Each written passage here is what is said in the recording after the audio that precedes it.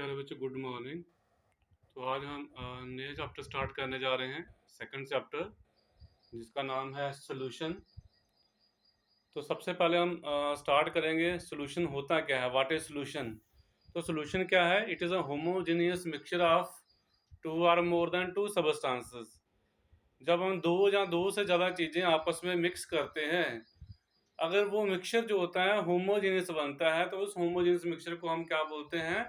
Solution बोलते हैं। जैसे आप होमोजेनिटी समझने के लिए कि मिक्सचर होमोजेनियस कैसा होता है, आप क्या लीजिए, चावल और दाल को मिक्स कर लीजिए, क्या आपको वो मिक्सचर एक जैसा दिखेगा? नहीं दिखेगा। तो ऐसे मिक्सचर को हम होमोजेनियस नहीं बोलेंगे। अगर आप पानी में रेत मिक्स कर लीजिए, तो रेत अलग दिखाई देगी, सैंड जो होती है वो अलग दिखाई देगी, पानी आपको अलग दिखाई देगा, तो वो मिक्सचर भी होमोजेनियस नहीं है। होमोजेनियस मतलब वो मिक्सचर होता है जिसका एक ही फेज हो, जहाँ तो वो सॉलिड दिखे, जहाँ लिक्विड दिखे, जहाँ गैसेस फॉर्म में दिखे।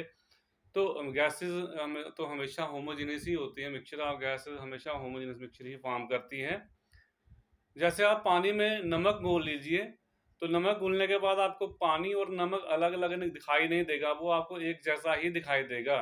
पानी में आप चीनी घोल लीजिए, वो भी आपको एक जैसा ही दिखाई देगा, वो पानी और चीनी आपको अलग अलग दिखाई नहीं देगा। तो ऐसे मिक्सचर को हम क्या बोलते हैं? होमोजेनियस मिक्सचर बोलते हैं। और होमोजेनियस मिक्सचर को ही हम क्या बोलते हैं? सोल्यूशन बोलते हैं। तो व्हाट इज सोल्यूशन? सोल्यूशन होता है homogeneous mixture of two or more then to substances, दो या दो से ज्यादा सबस्टांस भी हो सकते हैं। जो मिक्सचर कौन सा होना चाहिए? होमोजेनियस, जिसकी कंपोजिशन जो है, कंसंट्रेशन जो है, यूनिफॉर्म होनी चाहिए। ये नहीं है आपने पानी में नमक घोल लिया, तो ऊपर से पानी उठाया, उसका उसमें नमक ज़्यादा था, और नीचे से पानी उठाया तो उसका नमक जो था उसमें कंसंट्रेशन उसकी ज़्यादा थी। ऐसा नहीं होना चाहिए। उसकी कंपोजिशन यूनिफॉर्म होनी चाहिए, जहाँ से मर्जी आप पानी भरिए, बाल्टी के बॉटम से भरिए, टॉप से भरिए, कंसंट्रेशन आपको एक जैसे दिखे। तो ऐसे मिक्सचर को हम क्या बोलते हैं? सॉल्यूशन बोलते हैं। अब सॉल्यूशन में कुछ टर्म्स आती हैं, कंपोनेंट्स क्या होते हैं। तो जिन चीज़ों से मिलाकर सॉल्यूशन बनता है, उनको हम क्या बोलते हैं? कंपोनेंट्स बोलते हैं। जैसे हमने यहाँ पे एग्जांपल बतानी है आगे जाके, कि शुगर को पानी में मिक्स करें, sugar in water, salt in water, methanol in water, ethanol in water, ये सभी सॉल्यूशंस हैं। तो इसमें है क्या क्या? जैसे शुगर इन वाटर, शुगर और वाटर दो चीजें मिक्स होके हमारा जो है सॉल्यूशन बन रहा है। तो शुगर और वाटर दोनों ही क्या हुए? कंपोनेंट्स हुए। तो जिन चीजों को मिला के सॉल्यूशन फॉर्म होता है, उसको हम क्या बोलते हैं? Components of the solution. जैसे इसमें शुगर और वाटर है पहले एग्जांपल में, दूसरे में साल्ट और वाटर जो है ये कंपोनेंट्स हैं, तीसरे में मिथनॉल और वाटर जो है वो कंपोनेंट्स हैं सॉल्यूशन के। देन कंपोनेंट में से आता है सॉल्वेंट किसको बोलते हैं और सल्यूट किसको बोलते हैं। तो सॉल्वेंट वो कंपोनेंट होता है जो एक्सेस अमाउंट में प्रेजेंट होता है, जिसमें सल्यूट को डिसॉल्व किया जाए, जिसमें दूसरी सबस्टेंस को डिसॉल्व कर दिया जाए। तो वो जो एक्सेस अमाउंट में, लार्जर अमाउंट में प्रेजेंट होता है सबस्टेंस, जहाँ वो कंपोनेंट सॉल्यूशन का जो लार्जर अमाउंट में प्रेजेंट होता है, उस कंपोनेंट को हम क्या बोलते हैं? सॉल्वेंट बोलते हैं। और जो कम अमाउंट में प्रेजेंट होता है, जिसको डिसॉल्व किया जाता है, वो कंपोनेंट या वो सबस्टेंस, उस सबस्टेंस को हम क्या बोलते हैं? सल्यूट बोलते हैं। जैसे आप घर में आप पानी में नमक घोलेंगे, नमक में पानी नहीं घुलेगा ना, आप पानी में क्या डालेंगे? नमक डालेंगे, तो पानी ज्यादा अमाउंट में लेंगे, और साल्ट जो है वो कम अमाउंट में लेंगे। तो साल्ट क्या हुआ? सल्यूट हुआ, और वाटर क्या हुआ? सॉल्वेंट हुआ। इसीलिए इसी तरह से जब आप वाटर में शुगर डिसॉल्व करेंगे, तो शुगर कम अमाउंट में होगा और वाटर एक्सेस में होगा, तो वाटर सॉल्वेंट है और शुगर क्या है? सॉल्यूट है। इसी तरह से जब आप अल्कोहल लेते हैं, अल्कोहल इन वाटर, ये दोनों तरह से सोल्यूशन डाल सकते हैं। आप पानी ज्यादा डाल सकते हैं, अल्कोहल कम डाल सकते हैं, या अल्कोहल ज्यादा डाल सकते हैं, पानी कम डाल सकते हैं। तो जो एक्सेस में होगा वो सॉल्वेंट होगा, और जो कम अमाउंट में होगा वो क्या होता है? सॉल्यूट होता है। फिर आता है क्लासिफिकेशन ऑफ सोल्यूशन। तो सबसे पहले क्लासिफिकेशन है कि कंपोनेंट कितने हैं, कितने सबस्टेंस मिक्स करके आपने सोल्यूशन बनाया हुआ है। उसके बेसिस के ऊपर डिफरेंट टाइप के सोल्यूशन होते हैं। Winery solution, ternary solution, quaternary solution, poly solution. तो अगर आपने दो कंपोनेंट यानी दो सबस्टांस, दो चीजों को मिक्स करके सोल्यूशन बनाया है, जैसे पानी में नमक डाल दिया तो दो ही चीजें हुई, तो उसको हम क्या बोलते हैं, बाइनरी सोल्यूशन बोलते हैं। और अगर आपने तीन सबस्टांस ऐड किए हुए हैं, जैसे पानी में आपने नमक भी डाल दिया और शुगर भी डाल दी, जैसे आपके घर में गेस्ट आता है तो आप पानी पिलाते हैं गर्मियों के मौसम में, तो पानी में नमक भी मिक्स कर लेते हैं और आप उसमें जो है शुगर भी मिक्स करते हैं, तो तीन चीजें आपने मिक्स की, पानी, शुगर और साल्ट, तो वो हो गया टर्नरी सोल्यूशन। इसी तरह से अगर आप चार चीजें मिक्स करके सोल्यूशन बनाते हैं उसको हम बोलते हैं क्वाटनरी सोल्यूशन। और अगर मोर देन 4 कंपोनेंट्स अगर आप मिक्स करोगे तो वो सोल्यूशन कहलाएगा पॉली सोल्यूशन। हमारे जो सिलेबस में है इस चैप्टर में हमने बाइनरी सोल्यूशन के ऊपर फोकस करना है। व्हाट आर बाइनरी सॉल्यूशंस, क्या होते हैं। तो बाइनरी सॉल्यूशन की क्लासिफिकेशन है नेक्स्ट। तो binary solution further classified into 3 main types. तो बाइनरी सॉल्यूशन होता है मेन 3 टाइप का होता है। वो किसके बेसिस के ऊपर है कि जो बाइनरी सॉल्यूशन है उसकी फिजिकल स्टेट कैसी है, क्या वो सॉलिड स्टेट में है, क्या वो लिक्विड स्टेट में है या गैसियस स्टेट में है। अगर आपका सल्यूट और सॉल्वेंट मिक्स करके जो सॉल्यूशन बनता है वो सॉलिड स्टेट में बनता है, उसकी स्टेट सॉलिड रहती है, तो उसको हम बोलते हैं सॉलिड सॉल्यूशन। इसी तरह से अगर आप सल्यूट और सॉल्वेंट को मिक्स करते हो और अगर स्टेट उसकी लिक्विड रहती है तो हम बोलेंगे लिक्विड सॉल्यूशन। और अगर आप सल्यूट और सॉल्वेंट को मिक्स करते हो और अगर फिजिकल स्टेट उसकी गैसियस रहती है तो हम उसको बोलेंगे जी गैसियस सॉल्यूशन है। तो दो ही फिजिकल स्टेट हो सकती है सॉलिड और लिक्विड की। अगर आप बाइनरी सॉल्यूशन की बात कर रहे हैं, दो ही कंपोनेंट हैं तो दोनों फिजिकल स्टेट हो सकती हैं, तीन फिजिकल स्टेट हो सकती हैं, सॉलिड, लिक्विड, गैस। सॉल्वेंट भी आपका सॉलिड, लिक्विड, गैस हो सकता है और सल्यूट भी आपका सॉलिड, लिक्विड, गैस हो सकता है। बट सोल्यूशन तीन ही टाइप का हो सकता है, जहां तो सॉलिड होगा, जहां लिक्विड होगा, जहां गैस होगा। तो ब्रॉडली अगर हम बात करें तो सोल्यूशन जो है बाइनरी सोल्यूशन तीन तरह के हुए, सॉलिड सोल्यूशन, लिक्विड सोल्यूशन और गैसियस सोल्यूशन। अब जो हर सोल्यूशन जो है फर्दर तीन कैटेगरी में डिवाइड हो जाता है, जहां सब डिवाइड हम कह सकते हैं कि हर सोल्यूशन जो है सॉलिड सोल्यूशन भी तीन टाइप का होगा, लिक्विड सोल्यूशन भी तीन टाइप का होगा और जो गैसियस सोल्यूशन है वो भी तीन टाइप का होगा। वो हम आगे टेबल में आपको शो करेंगे। तो नेक्स्ट स्लाइड में देखिए वो बच्चे, नेक्स्ट हम क्लासिफिकेशन कर रहे हैं बाइनरी सोल्यूशन। जैसे कि मैंने आपको बताया कि on the basis of physical state जो है ब्रॉडली तीन तरह के हमारे पास सॉल्यूशंस होते हैं, सॉलिड सॉल्यूशन, लिक्विड सॉल्यूशन और गैसियस सॉल्यूशन। ये डिपेंड करता है कि जब सॉल्यूशन बनता है तो उसकी फिजिकल स्टेट क्या रहती है। तो जनरली फिजिकल स्टेट क्या रहती है, जो सॉल्वेंट की फिजिकल स्टेट होगी, क्योंकि एक्सेस में वही है। अगर आपका सॉल्वेंट जो है वो गैस होगा तो सॉल्यूशन भी गैसी स्टेट में रहेगा। और अगर आपका सॉल्वेंट लिक्विड है तो सॉल्यूशन भी लिक्विड स्टेट में रहेगा। और अगर आपका सॉल्वेंट सॉलिड है तो सॉल्यूशन भी सॉलिड स्टेट में रहेगा। तो टोटल तीन टाइप के सॉल्यूशन हो गए on the basis of physical state of solution.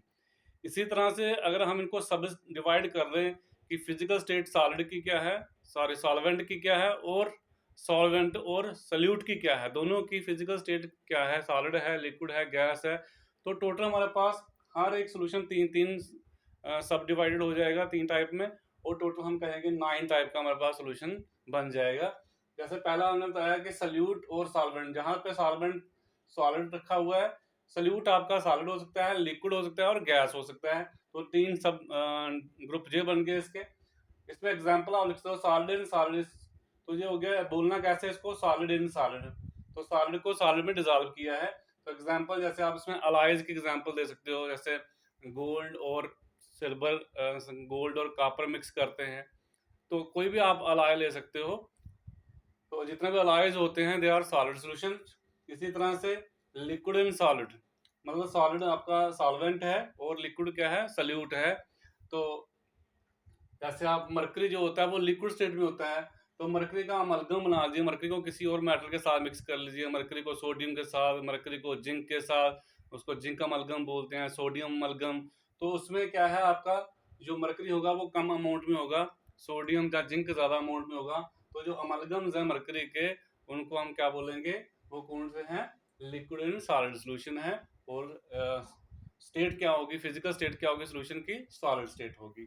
इसी तरह से गैस इन सॉलिड, जैसे हाइड्रोजन को आप निकल में डाल दें, हाइड्रोजन को प्लेटिनम में डाल दें, यहाँ जो गैसें डिजॉल्व होती है मिनरल्स में, ये सभी एग्जांपल हैं हमारे गैस इन सॉलिड टाइप के सोल्यूशन की। देन दूसरी टाइप आती है लिक्विड सोल्यूशन, यानी कि फिजिकल स्टेट जो सोल्यूशन की होगी वो कौन सी होगी, लिक्विड स्टेट होगी।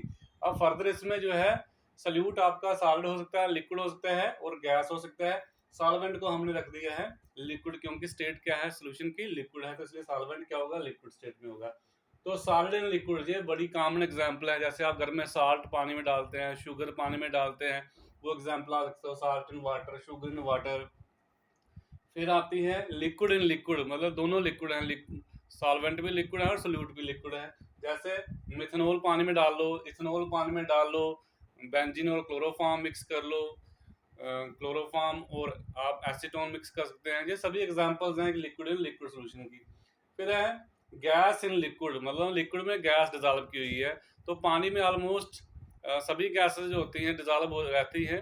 तो इसमें कोई भी एग्जांपल ले सकते हो, जैसे oxygen in water, carbon dioxide in water, nitrogen in water, sulphur dioxide in water, कोई भी आप लिख लीजिए। नेक्स्ट है third gases solution. Gases solution में सॉल्वेंट आपका गैसेस स्टेट में होगा। ये फर्दर तीन इसके सब ग्रुप बनेंगे। तो आपका सॉल्वेंट आ गया गैस, तीनों में गैस गैस रखना है। यहाँ पे solid, liquid, gas, solid in gas, liquid in gas, gas in gas.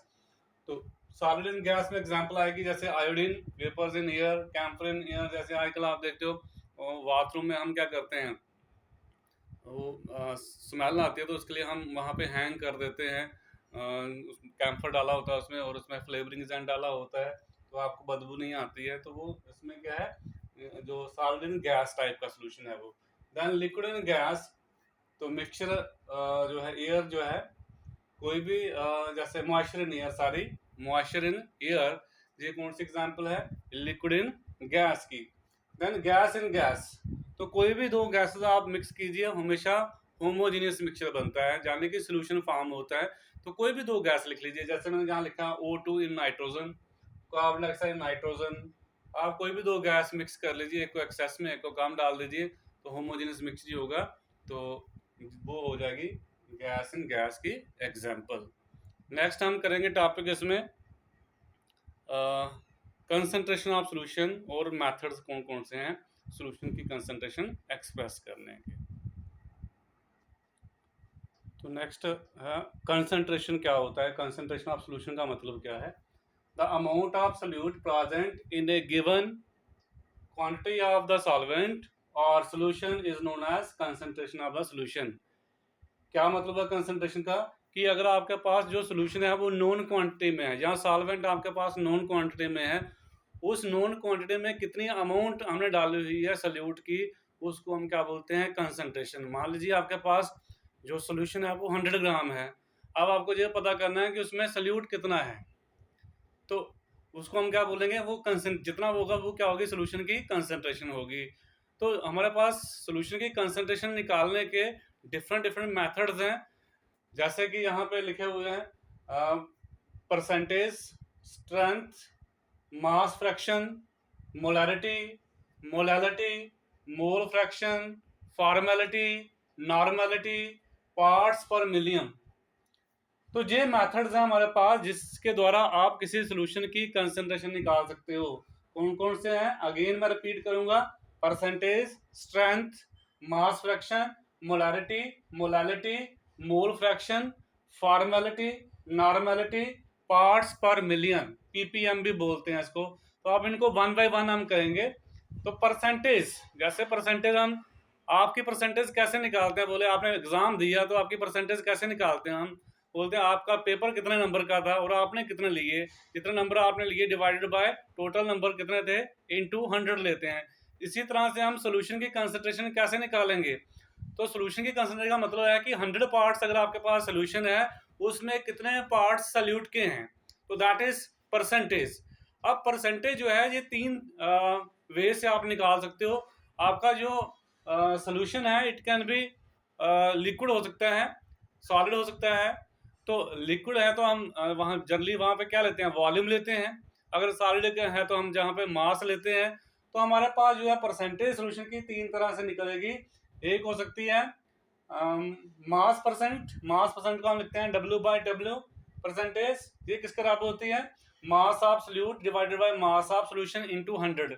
तो सबसे पहले मास बाय मास परसेंट हो सकती है, दूसरा मास बाय वॉल्यूम परसेंट हो सकती है, और तीसरा हो सकता है volume by volume percent. Mass by mass कब आएगी? जब आप सॉल्यूट और सॉल्वेंट दोनों का मास लोगे। तो 100 अगर हमारे पास जो है 100 ग्राम जो है, अगर हमारे पास अगर सोल्यूशन है उसमें कितने ग्राम सॉल्यूट के हैं, तो वो होगी मास परसेंटेज। अगर हमारे पास सोल्यूशन 100 ग्राम है, उसमें कितने मिलीलीटर हैं सॉल्यूट के, तो वो होगी वॉल्यूम बाय मास परसेंटेज। और अगर हमारे पास सोल्यूशन जो है वो 100 मिलीलीटर है, उसमें कितने मिलीलीटर हमने डाले होंगे सॉल्यूट के, तो वो होगी हमारी वॉल्यूम बाय वॉल्यूम परसेंटेज। तो जो 1/1 करनी है, सबसे पहले हम कर रहे हैं मास बाय मास परसेंटेज क्या होती है। जैसे कि मैंने आपको समझा दिया, it is defined as mass of solute dissolved in 100 gram of solution. जैसे आप कह सकते हैं number of parts of solute dissolved per 100 parts of solution by mass, ऐसे भी लिख सकते हैं। तो it is defined as mass of solute dissolved in 100 gram of solution and is denoted by, इसको हम कैसे लिखते हैं, W/W परसेंट। तो मास परसेंट का फॉर्मूला है mass of solute mass of solution into 100। Mass of solute को हम लिखते हैं WB, मास ऑफ सॉल्वेंट हमारा होता है WA। WA प्लस WB क्या हो जाएगा? मास ऑफ सॉल्यूशन।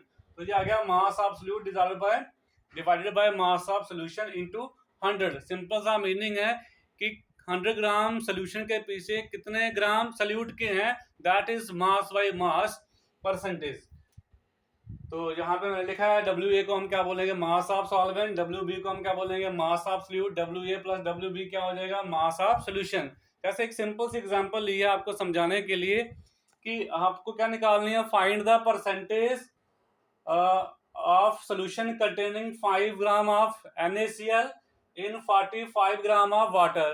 तो 5 ग्राम आपको सोडियम क्लोराइड दिया गया है और 45 ग्राम आपको वाटर दिया गया है। आपको मास परसेंटेज निकालनी है, कौन सी? मास बाय मास निकलेगी यहाँ पे। Here the mass of solute कौन है हमारा? NaCl। तो WB लिख सकते हैं। जनरली हम बी सब जो सबस्क्रिप्ट होगा जी लगाते हैं हम सॉल्यूट के लिए, और A लगाते हैं सॉल्यूशन के लिए। आप जहाँ NaCl भी लिख सकते हैं पाँव में, जहाँ पे W वाटर H2O भी लिख सकते हैं। तो मास ऑफ सॉल्यूट कितना है? WB is equal to 5 gram. Mass of solvent WA is equal to 45 gram. तो मास ऑफ सॉल्यूशन क्या हो गया? Mass of solute plus mass of solvent, ये आ गया 45 प्लस 5 इक्वल टू 50 ग्राम। अब आपको लगाना है मास परसेंटेज का फार्मूला। हमेशा जब भी न्यूमेरिकल करना है आपको पहले हमेशा फार्मूला यूज करना है, उसके बाद सॉल्व करना है। तो मास परसेंटेज W/W किसके बराबर आएगा? Weight of solute divided by weight of solution. तो ये आ गया WB divided by WA plus WB into 100। तो 5 divided by 45 plus 5 into 100, 5/50 into 100, तो जी कितना बन गया? 10%। सिंपल सी बात थी, आप ऐसे ओरली भी देख सकते थे कि 50 ग्राम सोल्यूशन बन रहा है दोनों को मिला के, तो 50 ग्राम में 5 ग्राम प्रेजेंट है सॉल्यूट, तो 100 ग्राम में कितना हो जाएगा? डबल हो जाएगा। तो जवानी भी आप इसको निकाल सकते हैं, 10% आएगा। नेक्स्ट हम दूसरा करेंगे मास बाय वॉल्यूम परसेंटेज, फिर हम करेंगे mass by volume by volume percentage. Next है मास बाय वॉल्यूम परसेंटेज। तो मास बाय वॉल्यूम परसेंटेज को हम कैसे डिनोट करते हैं? W/B%। और मास बाय वॉल्यूम का मतलब होता है कि 100 मिलीलीटर ऑफ सोल्यूशन में कितने ग्राम जो है सॉल्यूट के डिजॉल्व हुए हैं। It is defined as the mass of solute in grams dissolved per 100 millilitre, या इन 100 मिलीलीटर कह सकते हैं, इन 100 millilitre of solution. It is denoted bye W/B%। तो ये फार्मूला है W/B% किसके बराबर होता है? Mass of solute divided by volume of solution into 100 equal to WB/V into 100। WB क्या है? Mass of solute. Where WB है मास ऑफ सॉल्यूट और B क्या है? Volume of the solution. Volume of solution जो है किसमें लेनी है आपने? मिलीलीटर में लेनी है। जैसे यहाँ पे आपको एक एग्जांपल के थ्रू मैं समझाने की कोशिश करूंगा। Find the percentage of A solution containing 10 gram of benzoic acid into 100 ml of solution। तो आपको 10 ग्राम बेंजोइक एसिड दिया हुआ है और सोल्यूशन की वॉल्यूम कितनी दी गई है? 200 मिलीलीटर। तो आपको बताना है इस सोल्यूशन की परसेंटेज क्या होगी। तो एक आपका सॉलिड है, दूसरा आपका लिक्विड है, मतलब एक का मास आपको ग्राम में दिया है, दूसरे की वॉल्यूम दी गई है। तो मास बाय वॉल्यूम परसेंटेज निकालनी पड़ेगी।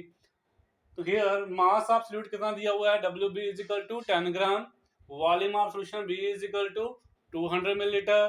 फार्मूला लगाइए तो आपका आराम से निकल जाएगा, जी आएगा 5 डिवाइडेड बाई 200 इंटू 100, तो ये आपका आ जाएगा 2.5% सोल्यूशन बनेगा। ऐसे भी आप जवाने भी निकाल सकते हैं कि 200 में जो है वो 10 प्रेजेंट है। सारी यहाँ पे थोड़ी सी गलती है, इसको 5 की जहाँ पे 10 है बच्चे, करेक्ट कर लीजिए 10, तो ये आपका आ जाएगा 5%, ये आपका आ जाएगा 5% सोल्यूशन। तो वेट आपको 10 ग्राम दिया था, गलती से 5 लिखा गया था। तो ऐसे भी आप देख सकते हैं कि 200 में कितना है, 10 ग्राम प्रेजेंट है, तो 100 में कितना होगा, 5 होगा। तो सोल्यूशन की परसेंटेज कितनी हो गई, 5%। देन नेक्स्ट है वॉल्यूम बाय वॉल्यूम परसेंट, यानी कि अगर आपका सोल्यूशन जो है वो लिक्विड है और सल्यूट भी लिक्विड है, तो आपको पता करना है 100 मिलीलीटर ऑफ सोल्यूशन में कितने मिलीलीटर प्रेजेंट है किसके, सल्यूट के, that is volume by volume percentage. तो it is the defined as the volume of solute, it is defined as, यहाँ पे डिफाइंड एज लिख लीजिए, it is defined as the volume of solute in millilitre dissolved in 100 milliliter of solution and is denoted by V by V percent। तो volume by volume percentage V by V इस तरह रहेगा, volume of salute ये V लिख लिया, volume of solution V into 100, where V क्या है, VA plus VV। V is equal to volume of solvent है और B क्या है, वॉल्यूम ऑफ सल्यूट है। तो इसके बेसिस के ऊपर भी हम एक आपको प्रॉब्लम देंगे ताकि आपको समझ आए। तो जी जहाँ पे लिखा हुआ है, ये पहले वाली स्लाइड में दिख नहीं रहा था इसलिए मैंने नीचे किया इसको। तो जी आप फार्मूला देख सकते हैं क्या है, वॉल्यूम बाय वॉल्यूम परसेंट का, और यहाँ पे V किसके बराबर है, VA प्लस VV, ये सोल्यूशन की वॉल्यूम है, VA और VV क्या है, volume of solvent and volume of solute. तो वॉल्यूम बाय वॉल्यूम परसेंटेज के ऊपर एक प्रॉब्लम है जिससे आपको समझ आएगा वॉल्यूम बाय वॉल्यूम परसेंटेज कैसे निकालते हैं।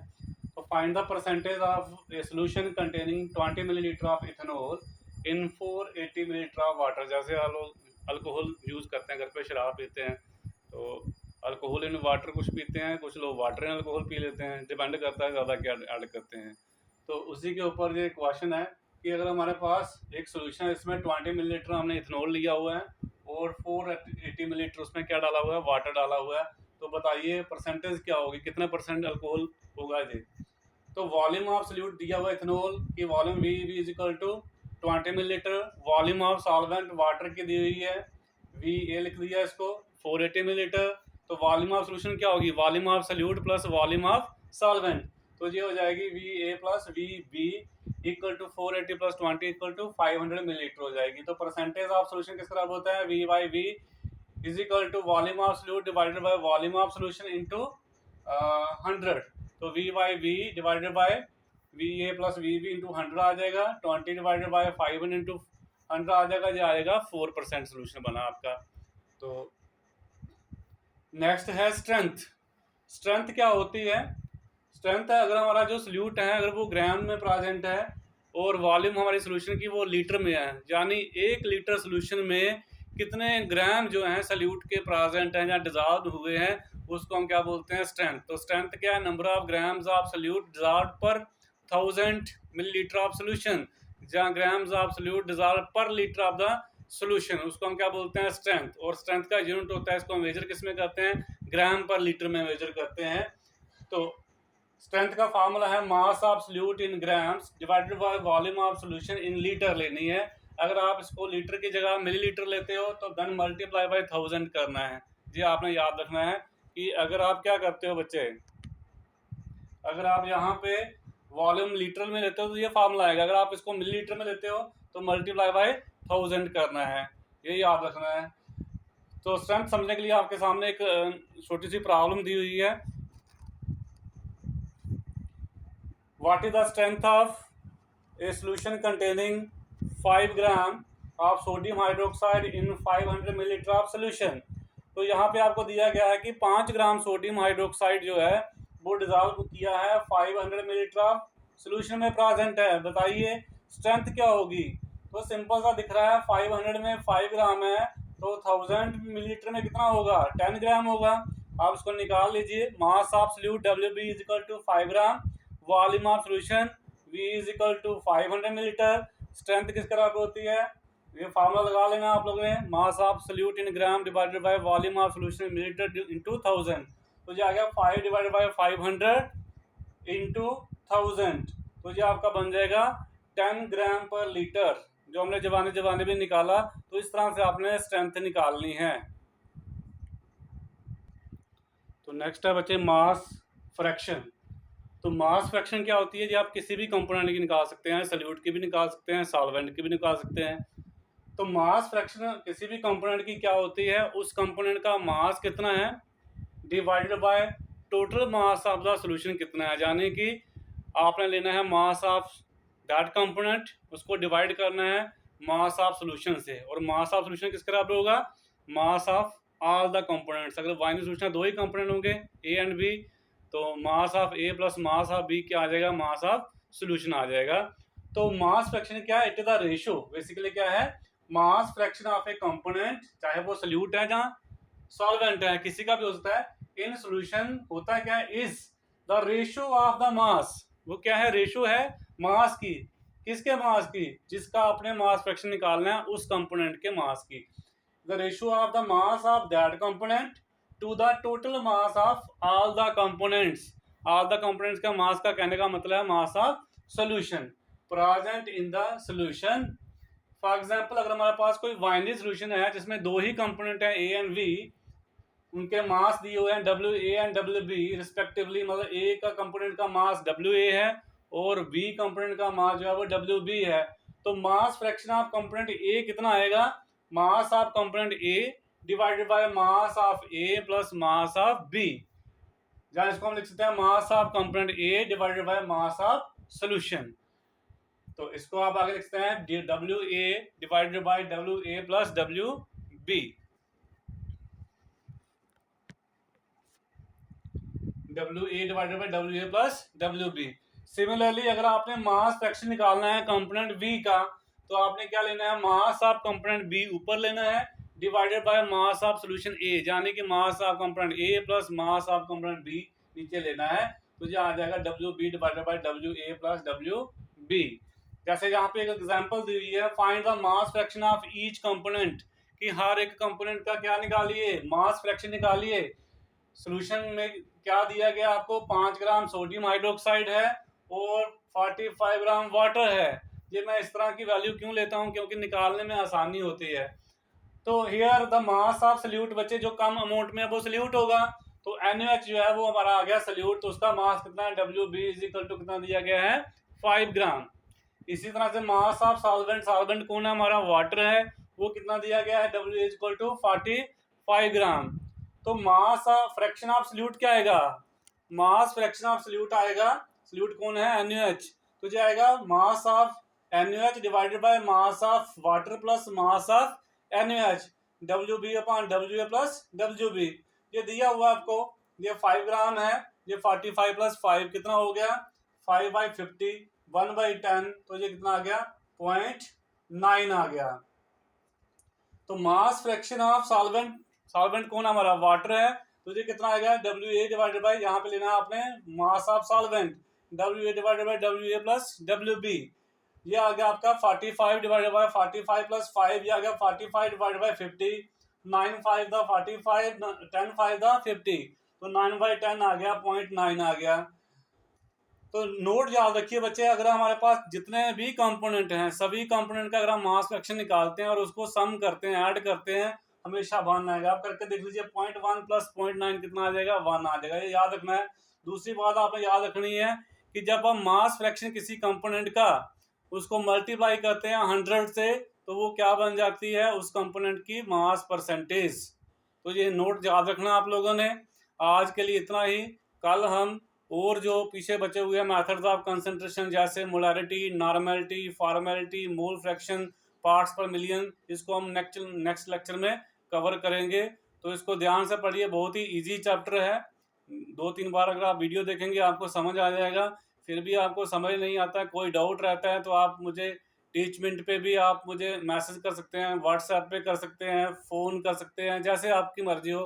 तो आप मुझे ऑडियो भेज के भी अपना मैसेज कन्वे कर सकते हैं।